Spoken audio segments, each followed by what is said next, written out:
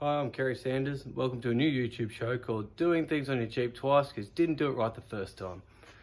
On this episode, we're going to replace a fuel pump I replaced a couple of months ago with a piece of shit by Fuelmiser that sounds like a fucking banshee howling at you the whole time you're driving. I don't know if you can hear that on the camera. Just whistling its fucking cunt out. So we're going to replace it with this Bosch bad boy, which should be the same as factory and hopefully won't sound fucking awful. Step 1, find your fuel pump relay and rip it the fuck out while your dog barks at you. Now the fuel pump relay's out, it shouldn't start.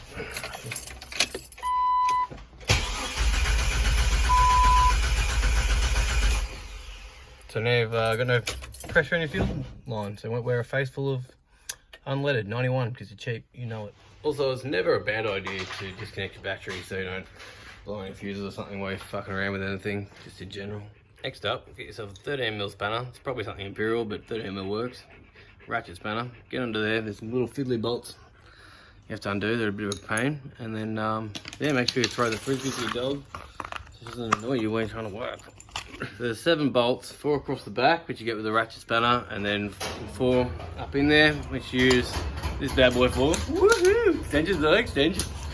I like to leave one at the front, one at the back, loose, but not all the way undone, so you don't wear a petrol tank to your face.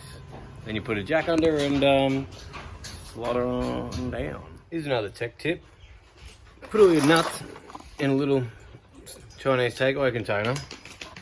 And you won't lose them slowly over the course of the job. You can lose them all at once when you kick it across the shed floor. You should probably undo the fuel filler thing at some point, so I'm just gonna do it now. So you're gonna want to drop it down a bit and then undo these 3 bad boys. Get some kind of breather, the actual fuel line, and then electrics. So yeah, just drop it down a bit, don't get too carried away or you'll start to break stuff.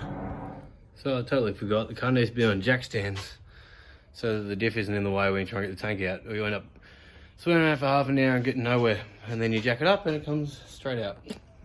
Next up, you got to undo this ring here, which requires a special set of tools to make happen. Next, you got this ring here. You want to get a bit of timber, hit it with a hammer, and tap it around, and you'll undo the ring. Pull this thing apart, unplug it all, and swap this thing over. All right, I probably should have shown the actual changing over, but yeah, swapped it over. Ditched the factory setup for a bit of fuel hose. This factory one like slid for some reason. I don't know, fuck that. Just connect up a bit of fuel hose to it so can't leak. I was a bit worried I was losing fuel rail pressure, thought that might be part of it. Maybe it's an old bit, losing seal, I don't know.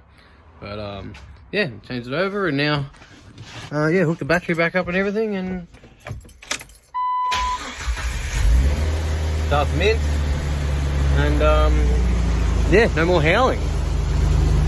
Not sure if you can hear on the video, but yeah. Still just a loud exhaust, but no, it was like a wee before, and now it's gone. Happy days.